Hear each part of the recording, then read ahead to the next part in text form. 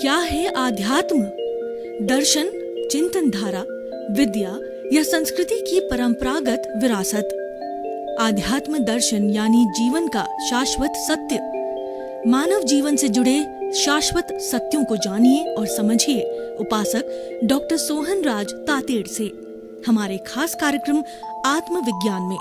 आत्मविज्ञान यानी सही दृष्टि, सही सोच। पर्यावरण दोहन के नुकसान, ये आज का हमारा विषय है, जो कि हमने आत्मविज्ञान कार्यक्रम के अंतर्गत रखा है। आत्मविज्ञान कार्यक्रम एक ऐसा कार्यक्रम है जो दृष्टि को सही करता है। जैसी दृष्टि वैसी सृष्टि बन जाती है, जैसी दिशा होती है वैसी दशा बन जाती है, जैसी नज़र होती है वैसा नज़रिया बन जाता है। और हमारा जो आत्मविज्ञान है उसके केंद्र में आत्मा है। आत्मा एक गुणों का पुंज है। जब गुण हमारे सामने रहेंगे तो हम गुणी बनेंगे, क्योंकि गुण गुणी से अलग नहीं रहता है, गुणी गुण से अलग नहीं रहता है। तो आत्मा यानी गुण, तो वो हमें इस पूरे एपिसोड से मिलते हैं और इसका हमारा बेस बनता है कि सही दृष्टि, सही सोच। यह इसका मतलब ये है कि राइट विजन, राइट थिंकिंग, ये साइंस ऑफ द सोल का मुख्य घोष है। प्रतिदिन हम नए नए विषयों के साथ में इसको प्रतिपादित करते हैं। तो जैसा कि मैंने बताया, आज का हमारा विषय है कि पर्यावरण दोहन के नुकसान। बहुत ही सुंदर विषय है कि सबसे पहले पर्यावरण किसे कहते हैं, इसको हमें बहुत अच्छी तरह से समझना है। क्योंकि पर्यावरण को अगर हमने समझ लिया तो इसका अर्थ ये है कि हमारा सारा वातावरण जिसके अंदर हम जीते हैं, जिसके अंदर हम अपना निवास करते हैं, हम ही नहीं, पूरे 84 लाख जीवित प्राणी जो निवास करते हैं, उन सब के स्थान को पर्यावरण कहा जाता है। ये पर्यावरण पेड़ से, पौधों से, मनुष्यों से, जानवरों से, वाइल्ड एनिमल से, और नदी से, पानी से, और पहाड़ों से, और सब अपनी जितनी भी प्राकृतिक छटाओं हैं उससे ये पर्यावरण बनता है। ये पर्यावरण अकेले व्यक्ति का नहीं है, ये किसी अकेले की पपोती नहीं है, ये तो सबके लिए बना है। जितने भी प्राणी इसके अंदर जीवन यापन करते हैं सबके लिए बना है। जब कोई चीज़ सबके लिए बनती है तो सबका दायित्व होता है उस चीज़ का बिगाड़ न करे। जैसे मैं आपको एक उदाहरण दूं कि हम परिवार के साथ रहते हैं, परिवार का हमारा मकान होता है, जॉइंट फैमिली होती है। उस जॉइंट फैमिली के अंदर हर एक के अपने अपने कमरे होते हैं और कुछ कॉमन होते हैं। जो हमारा भोजन कक्ष होता है वो कॉमन होता है, किचन होती है वो कॉमन होती है, और भी कई चीज़ें कॉमन होती है। तो हम सबका जो पारिवारिक सदस्यों का दायित्व है कि उनकी स्वच्छता बनाए रखें, क्योंकि स्वच्छता के लिए कहा गया है कि cleanliness is next to godliness. ईश्वर क्या है? स्वच्छता का नाम ही ईश्वर है, क्योंकि ईश्वर को स्वच्छता पसंद है। हम अगरबत्ती क्यों जलाते हैं, हम धूप क्यों जलाते हैं? देवता को प्रसन्न करने के लिए वो जलाते हैं, ताकि देवता हमारी मनोकामना पूरी करे, देवता हमको प्रसन्न रखे, देवता की हमारे पर कृपा बनी रहे।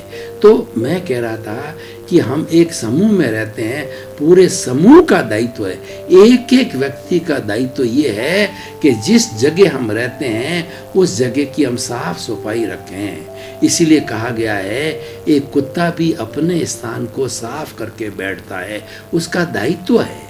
तो ये हम सबका दायित्व, और सबसे ज्यादा दायित्व किसका है कि इस प्रकृति के अंदर 84 लाख जीवा योनि के अंदर मनुष्य योनि ऐसी है जो फुली डेवलप्ड है, फुली कल्चर्ड है, और वो फुली जो है ज्ञान वाला है। क्यों? कि उसके पास के अंदर डेवलप्ड इंद्रियां हैं, उसके पास डेवलप्ड मन है, डेवलप्ड बुद्धि है, डेवलप्ड चित्त है, और साथ साथ में डेवलप्ड अहंकार भी है। वही खराब कर रहा है। व्यक्ति को बिगाड़ने वाला, पर्यावरण को बिगाड़ने वाला, प्रकृति को बिगाड़ने वाला वो अहंकार है। अहंकार के सदस्य है क्रोध है, मान है, माया है और लोभ है। ये सारा मोह का जगत है। हम मोह के संसार की बात कर रहे थे कि मोह एक वटवृक्ष है। इस वटवृक्ष के अंदर सारी बुराइयां हैं। एक तो अच्छाई का संसार होता है और एक बुराई का संसार होता है। मोह के अंदर, हमारी भारतीय संस्कृति के अंदर 18 तरह के पापों का वर्णन किया गया है। प्राणातिपात, मर्शावाद, अदत्ता दान, मैथुन, परिग्रह, क्रोध, मान, माया, लोभ, राग, द्वेष, कलह, अभ्याख्यान, पैशून्य, पर परिवाद, रति अर्थी, माया, मर्सा और मिथ्या दर्शन और शल्य पाप है। ये सारे जो है ये हमारे दोष है, ये हमारे पाप है, ये हमारे बुराइयां हैं, ये सब मोह से जुड़े हुए हैं। और मोह का जो प्रतिनिधित्व या मोह का दूसरा नाम जो ज़्यादा प्रचलित है वो राग द्वेष है। तो मैं बात कर रहा था पर्यावरण की, कि पर्यावरण को शुद्ध रखना, शुभ रखना, अच्छा रखना है, वो हर प्राणी का दायित्व है जो इसमें जीवन में जो यहाँ पर जीवन यापन कर रहा है। ये सबको बांट बांट के करना चाहिए, चाहे सफाई का काम हो, चाहे हमारे इस पर्यावरण के अंदर प्राणी हैं गण, उनकी अनावश्यक हिंसा न की जाए, उनको कष्ट नहीं दिया जाए, क्योंकि हम दुख नहीं चाहते तो दूसरों को दुख हम देने का क्या अधिकार है। और हम सुख चाहते हैं तो आप दूसरों को सुख दीजिए। बिल्कुल, ये तो एकदम कुदरत का कानून है, ये सनातन सत्य है कि दुख देने से दुख होता है, सुख देने से सुख होता है। तो हम सुखी क्यों न दें? हम दुखी नहीं होना चाहते, दूसरे को दुखी क्यों करें? तो ये सारी बातें पर्यावरण के साथ जीने वाले लोगों से संबंधित बताई। अब मैं ये आ रहा हूँ कि पर्यावरण का दोहन हो रहा है। पर्यावरण के दोहन का अर्थ ये है कि हमारा पर्यावरण जो 5 भूतों से बना हुआ है, पृथ्वी, जल, अग्नि, वायु और आकाश, एक एक का मैं बताना चाहूँगा कि किस तरह से एक्सप्लॉइटेशन हो रहा है, ओवर एक्सप्लॉइटेशन हो रहा है, and that is causing A trouble to the persons who are living in this cosmos. That is unbalance in the nature. And who is creating the unbalance? Man is creating the unbalance because he is over exploiting the environment, over exploiting the nature. That is why there is imbalance in the nature, and that imbalance causes problem. Imbalance causes imbalance, and that causes this calamities, adverse calamities, which is giving harm to us, which makes our life miserable. तो मैं ये कहना चाह रहा हूँ कि ये पर्यावरण का दोहन कौन कर रहा है? दूसरे जो प्राणी हैं, पशु हैं, पक्षी हैं, पेड़ हैं, पौधे हैं, वाइल्ड एनिमल है, वो बेचारे, उनका जो इतनी बुद्धि नहीं चलती। शेर होता है, वो जब भूखा होता है तभी शिकार करता है, और जब धापा हुआ होता है तो सोता रहता है, किसी की तरफ देखता ही नहीं। गाय जो होती है, जब भूखी होती है तभी वो घास खाती है, और भूखी नहीं हो उसके पास में कितना ही बढ़िया से बढ़िया आप घास रखो, वो उसका नहीं मुंह लगाती। इसी तरह से हमारे सारे पक्षी हैं, जब उनका पेट भर जाता है तो एक भी दाना अतिरिक्त नहीं लेते। वो बेचारे तो इतना ही कर सकते हैं। उनकी जो है संज्ञाएं, 10 संज्ञाएं हर प्राणी में होती है। वो संज्ञाएं कौन कौन सी होती है कि आहार, भय, मैथुन, परिग्रह, क्रोध, मान, माया, लोभ, ओग और लोक संख्या हर जीवित प्राणी में होती है, लेकिन वो दूसरी सब सीमित होती है। मनुष्य एक ऐसा प्राणी लोभी है कि वो बुद्धि का दुरुपयोग कर रहा है। मनुष्य अगर बुद्धि का सदुपयोग करे तो ये प्रकृति एक स्वर्ग बन जाती है, सबके लिए सुख का साधन बन जाती है, और सभी प्राणी इसमें सुख से रह सकते हैं। लेकिन केवल अपने लोभ के कारण, अपने राग द्वेष के कारण, अपनी आसक्ति के कारण, अपने अटैचमेंट के कारण व्यक्ति ने जो है दोहन कैसे किया। मैं एक एक जो है वो मूल तत्व है हमारा पर्यावरण का, उसके दोहन की बात करूंगा। पहले तो दोहन की बात कर रहा हूं मैं, जल का दोहन। व्यक्ति इतना लोभी हो गया है, उसको दूसरे की कोई चिंता नहीं है। उसको ये सोचना चाहिए कि पानी केवल मेरे अकेले के लिए नहीं है, तो मैं उसका क्यों अतिरिक्त उपयोग करूं और क्यों उसको गंदा करूं। वो गंदा करने से वो गंदगी किसको प्रॉब्लम करेगी? मेरे दूसरे भाइयों को करेगी, मेरे दूसरे प्राणियों को करेगी। देखिए, व्यक्ति अतिरिक्त लोभ के कारण आजकल ऐसे कल कारखाने लगा रहा है कपड़े की रंगाई का, छपाई का और लेदर का, कि उसके अंदर बहुत से जो है वो टॉक्सिक एलिमेंट्स पानी के साथ चले जाते हैं, जो कि हमारी बॉडी को डैमेज करते हैं, हमें बीमार करते हैं। और वो सारा जल है, वो कारखानों का दूषित जल है, कपड़े की रंगाई छपाई का, केमिकल का, वो जाकर के परकोलेट होता है, कहीं न कहीं गिरता है, तो आखिर परकोलेशन होकर जमीन में जाएगा, कोई उड़ेगा तो नहीं, वो पानी में जाकर के घुल जाएगा। जैसे कि एक जहर की बूंद को हम पानी की गिलास में अगर हम घोल देते हैं और पी लेते हैं तो व्यक्ति मर जाता है। उसी तरह से ये घुलनशील तत्व है केमिकल्स, जो कि उसके अंदर पानी के साथ मिल जाते हैं और वही दूषित पानी हम मिलते हैं, हमें पीलिया होता है, कई तरह की बीमारियां हो रही है। और उस खराब पानी को पीने से आज जो है नपुंसकता आ रही है, आज बच्चों का स्वास्थ्य गिर रहा है सारा, क्योंकि जल है हमारे जीवन की सबसे प्राइम आवश्यकता है। हमारे शरीर में 60% जल की आवश्यकता है और ये 60% पानी से ही शरीर बना हुआ है। पृथ्वी के अंदर 75% पानी है और 25% ही लैंड है, लेकिन पानी अधिकतम खारा है, पीने का पानी बहुत कम है। आज प्रॉब्लम ये हो गई, ये पूरे विश्व की बात कर रहा हूँ, कि जो ड्रिंकिंग वाटर है वो बहुत शुद्ध अवस्था के अंदर बहुत ही कम लोगों को मिल रहा है, और उसको कम लोगों को मिलने के कारण बहुत से लोग हैं कई तरह की बीमारियों से ग्रसित हो गए हैं और मनुष्य का जीवन जो है वो खतरे में पड़ गया है। दूसरा, पानी का अतिरिक्त दोहन हो रहा है। व्यक्ति को अपनी स्नान करने के लिए, बाथरूम के लिए, किचन के लिए और फ्लश के लिए वो कितना पानी का दुरुपयोग करता है। जहाँ पर 1 लीटर पानी की आवश्यकता हो तो सैकड़ों लीटर पानी बहाया जाए। आखिर पानी आएगा कहाँ से? हमारे जमीन के अंदर ड्रिंकिंग वाटर सीमित है। हमारे वैज्ञानिक लोग ये कह रहे हैं कि 2 महायुद्ध लड़े गए और तीसरा अगर ईश्वर करे कि महायुद्ध ना हो, और अगर ये तीसरा महायुद्ध होगा तो ये पानी के लिए लड़ा गया जाएगा। उसके संकेत आप देख रहे हैं कि पानी तो फ्री चीज होती है, पीने के लिए, पिलाने के लिए, हर प्राणी को पिलाने के लिए फ्री चीज है, वो हमारा पानी है, वो हमारी हवा है। लेकिन उस पानी आज बोटलिंग हो रहा है RO सिस्टम से, और उस बोतल 20 रुपए में तक पहुंच गई, 1 लीटर की 50 तक भी पहुंच जाएगी, कोई बड़ी बात नहीं है, क्योंकि पानी सीमित हो रहा है और इसका अतिरिक्त दोहन हो रहा है। ये आज का हमारा विषय है कि अतिरिक्त दोहन के नुकसान क्या है। जब अतिरिक्त दोहन होता है, अतिरिक्त वेस्टेज होता है, दूसरे आदमी प्रभावित होते हैं। एक घर के अंदर मान लीजिए कि 20 लोगों का संयुक्त परिवार रहता है और 20 लोगों के लिए कोई भोजन बनता है, हर एक अच्छा भोजन करना चाहता है, लेकिन कोई अच्छी क्वालिटी का हो, 1 या 2 लोगों ने सारा जो है खा लिया, तो 15-17 लोग दूसरे वंचित रह जाते हैं। तो ये इम्बैलेंस है, ये एक तरह का दोहन है, एक दूसरे का कुठाराघात है, ये अनुशासनहीनता है। वही अनुशासनहीनता हम इस पर्यावरण का दोहन करके कर रहे हैं, और उसके पीछे कारण ये है कि व्यक्ति का लोभ है, क्योंकि व्यक्ति बुद्धि का दुरुपयोग कर रहा है।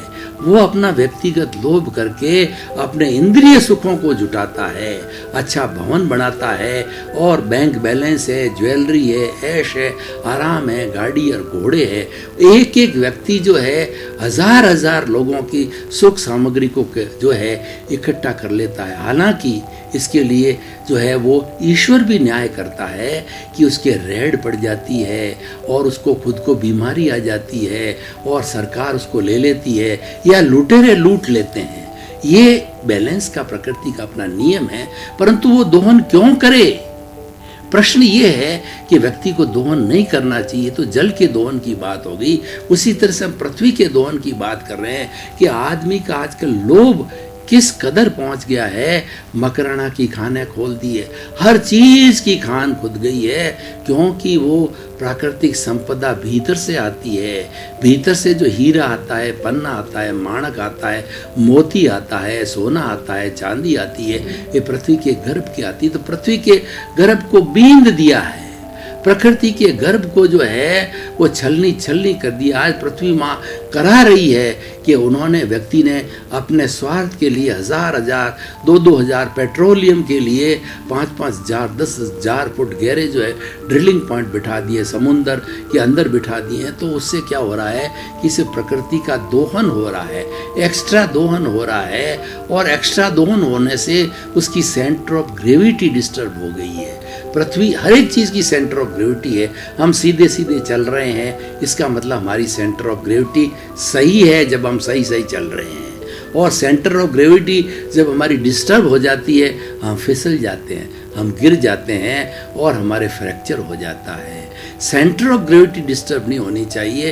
ये अतिरिक्त दोहन करने से, पृथ्वी के अंदर अतिरिक्त खड्डे खोदने से, चाहे माइंस के लिए हो, चाहे जो है पेट्रोलियम के लिए हो, चाहे पानी के लिए हो, जितना गहरा गहरा इसका दोहन किया जा रहा है, इसकी सेंटर ऑफ ग्रेविटी डिस्टर्ब हो गई है। और जब पर्यावरण की और नेचर की सेंटर ऑफ ग्रेविटी डिस्टर्ब हो जाती है, उसके अतिरिक्त दोहन करने से ये इसका नुकसान क्या होता है उससे, उसे देखिए सुनामी आती है, और उसके साथ के अंदर जो है हमारा अतिवृष्टि होती है, अनावृष्टि होती है, और भूकंप आता है, अर्थक्वेक आता है, महामारी आती है, बहुत से नुकसान हैं, क्योंकि हमने दोहन किया, हमने उसको अनबैलेंस बनाया। देखिए, किसी व्यक्ति को हम कष्ट देते हैं तो हम बलिष्ठ व्यक्ति है, हमने जोर से घूंसा मार दिया, लेकिन अगर वो निर्बल है तो भी वो कोशिश करेगा कि उसका प्रतिकार करने के लिए जितनी उसकी ताकत है उस ताकत से हमारे वो घूंसा मारेगा। तो जब हम प्रकृति को इतना दोहन कर रहे हैं, इतना छीजित कर रहे हैं, तो वो भी हमें घूंसा क्यों नहीं मारेगी? वो हमें घूंसा इसलिए मार रही है कि आज उस महामारी में इतने लोग मर गए, और आज भूकंप के अंदर इतने जन और धन की हानि हो गई, सुनामी के अंदर इतना धन और जन की हानि हो गई, अतिवृष्टि में इतने जन और धन की हानि हो गई, अनावृष्टि से जो है अकाल पड़ गया, इतने लोग मर गए, इतने प्राणी मर गए, और इतना जो नुकसान हो गया। तो ये सारी बातें, और फसल होती है, टिड्डी आ जाती है, और भी कई चीज़ आती है। ये भी सारा क्या है कि टिड्डी कहाँ से आती है? पृथ्वी के गर्भ से आती है, वो भी इसका दोहन करने से, उसमें छेद करने से भीतर से आती है। तो हम ये कह रहे थे, ये हो गया जल का दोहन, और दूसरा पृथ्वी का दोहन, तीसरा अग्नि का दोहन होता है। अग्नि हमारे शरीर के लिए आवश्यक है, और अग्नि का हम इस कदर से दोहन कर रहे हैं, फैक्ट्रियों में स्टील बनाने के अंदर, हमारे कोयले के कारखानों के अंदर, और पेट्रोलियम के लिए इतना अग्नि का दोहन हो रहा है, एक्स्ट्रा ली जा रही है कि जो हमारी प्रकृति के अंदर अग्नि की मात्रा है वो समाप्त हो रही है। अग्नि हमारे शरीर के लिए भी चाहिए, जठरा अग्नि होती है, वो भोजन को पचाती है, ये भी जठरा अग्नि है, हमको पर्यावरण से मिलती है। जैसे धूप है सूरज की, उससे हमको विटामिन डी मिलता है, उससे हमारी जठरा अग्नि जो है मजबूत होती है। तो हम जब दोहन करते जाएंगे अग्नि का, जो सबके लिए आवश्यक है, तो दोहन करने से क्या होगा, उसकी मात्रा की कमी हो जाएगी। जब अगर हमारा जो है भोजन का स्टॉक समाप्त होगा तो क्या होगा, हम भूखे मरेंगे, पानी नहीं होगा तो प्यासे मर के हम चले जाएंगे। तो इसीलिए ये बेसिक एलिमेंट सबको चाहिए, लेकिन दोहन करते जा रहे हैं। ये नुकसान एक का नहीं है, ये नुकसान पूरी मानव जाति का है, मानव जाति का नहीं, ये पूरी जातियां जो इस पर्यावरण में जीवन यापन कर रही है, जो हम मानते हैं 84 लाख जीवा योनि वो उत्पत्ति स्थान है, लेकिन प्राणियों की संख्या असंख्य है, अनंत है, वो गिनती नहीं की जा सकती है, उन सबको कष्ट होता है। तो पृथ्वी का, जल का, अग्नि का और वायु की बात कीजिए, बड़ी भयंकर दोहन हो रहा वायु का। इतनी हमारे कार्बन डाइऑक्साइड जो है और दूसरी बेकार नाइट्रोजन वगैरह गैसें छोड़ी जा रही है फैक्ट्रियों के माध्यम से। ऐसे ऐसे कल कारखाने हो गए हैं जो कि जैसे भोपाल के अंदर त्रादशी कांड हुआ था कि ऐसी गैस छोड़ दी कि कई लोग मर गए, क्योंकि हमको तो प्राणवायु ऑक्सीजन चाहिए और गंदी गैस हमारे आएगी तो व्यक्ति क्या करेगा, मरेगा। तो इसीलिए ये हमारा वायुमंडल आज इतना दूषित हो गया है। आप दिल्ली को देखिए, दिल्ली के अंदर श्वास लेना मुश्किल हो गया है। मेट्रोपॉलिटन सिटी में दिल्ली का नहीं है ये हाल, पूरे हिंदुस्तान के हर बड़ी सिटी, मेट्रोपॉलिटन सिटी का ये हाल होने वाला है, क्योंकि कार्बन डाइऑक्साइड की मात्रा बहुत ज़्यादा बढ़ गई है। और उस कार्बन डाइऑक्साइड की मात्रा बढ़ने से क्या हुआ है कि ओजोन छतरी होती है O3, जो कि सूर्य की किरणों को, जो पराबैंगनी जो किरणें हैं वो कि हमारे लिए बहुत बड़ी हानिकारक है, उसको O3 ओजोन छतरी रोकती है। लेकिन कार्बन डाइऑक्साइड की मात्रा इंसान ने इतनी छोड़ दी अपने जो है वो आसक्ति के कारण या अपने लोभ के कारण कि उन्होंने उस छतरी के अंदर छेद कर दिया है। तो पराबैंगनी किरणें हैं हमारी इस कॉस्मॉस में आने लग गई है, उससे हम अंधे हो रहे हैं, हम लूले हो रहे हैं, लंगड़े हो रहे हैं, अपाहिज हो रहे हैं और कई बीमारियों से ग्रसित होने जा रहे हैं। ये सबसे बड़ा नुकसान जो है हमको हुआ है, किस लिए हुआ है कि ये हमारे जो है पर्यावरण को अतिरिक्त दोहन करने के लिए होता है। पर्यावरण बना किस लिए है कि जितनी आपकी आवश्यकता हो उतना भरण पोषण करिए। मैं पुराने ज़माने की बात करूं, वो अवसर्पिणी काल के अंदर जो युग था, जो भगवान ऋषभ का युग था, तो उस समय के अंदर लोग इतने ज़्यादा समझदार नहीं थे। उस वक्त अग्नि का भी आविष्कार नहीं हुआ था, तो उस समय में कंद मूल खा करके वो अपना गुजारा करते थे। प्रकृति से जो भी फ्रेश फ्रूट मिलते थे उसी से ही थोड़ी उनकी भूख होती थी, पत्ते वगैरह छालें वगैरह पहन करके और अपने तन को ढक देते थे। कितनी सीमित आवश्यकताएं थी। और आज देखिए आवश्यकताओं का कोई पार नहीं। हमारी जो ये पढ़ी लिखी लेडीज को देखिए कितने तरह के कॉस्मेटिक्स रखती है। वो जय ललिता का उदाहरण आता है कि उसके सैकड़ों साड़ियाँ थी, सैकड़ों चप्पल थे, एवरीडे नहीं पहनती है। कुछ ऐसे बड़े बड़े उद्योगपति है कि उसके अंदर सैकड़ों गाड़ियाँ हैं और प्रतिदिन वो नई गाड़ी में बैठने का उनको शौक होता है। तो ये सब क्या है, ये प्रकृति का दोहन है। भाई और बहनों, आपका बहुत बहुत धन्यवाद। आप इस हमारे कार्यक्रम साइंस ऑफ द सोल, आत्मविज्ञान को बराबर देखते रहिए। इसको देखने से आपकी बुद्धि जो है सद्बुद्धि बनेगी। आपको कुछ ऐसे सूत्र मिलेंगे जिससे आपका मिथ्या दर्शन, आपकी रॉन्ग बिलीफ समाप्त होकर के आपको राइट बिलीफ, आपको सम्यक ज्ञान, सम्यक दर्शन मिलेगा और वो आपके जीवन के ऊपर मोक्ष की नींव लगाएगा। मोक्ष तो दूर की बात है, आपका जीवन आनंदमय होगा, मंगलमय होगा और सुखमय होगा और आप मनुष्यता को रियल एंजॉय करेंगे। आज व्यक्ति एक अप्राकृतिक होने कारण में वो एक मैकेनिकल हो गया है। रियल एंजॉयमेंट अगर लेना है तो आत्मविज्ञान कार्यक्रम को बराबर देखते रहिए।